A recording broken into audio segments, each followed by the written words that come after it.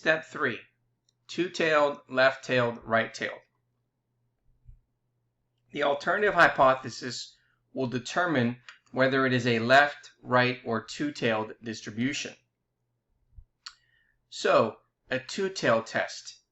Okay, the p-value or the critical region is the two extreme regions or the two tails under the curve. So, whenever you have a null or an alternative hypothesis that has a not equal sign, then what that means is that we're going to have two tails. And so there's your two tails.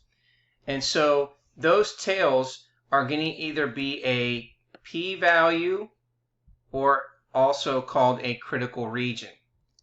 So again, that's when you have a two-tailed test, is when you have a not equal sign in the alternative hypothesis. Now, if you have a left tail hypothesis, what does that mean? Well, let's take a look here. So, in your alternative hypothesis, if you have a less than symbol, well then what that tells us is that the p-value or the critical region, okay, is going to be in the left region. So it's going to be in the left region under the curve. So you can see that that's going to represent the left-tailed test. Okay, then the third one is the right-tailed test. So the right-tailed test is then when you have the alternative to have the greater than symbol. Therefore, if you have the greater than symbol, then you can see that it's going to be a right-tailed test, and this is the region that we're looking for.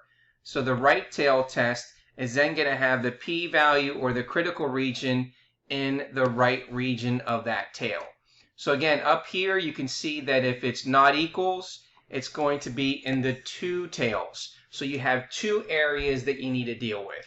In the less than, you have the left tail. In the greater than, you have the right tail.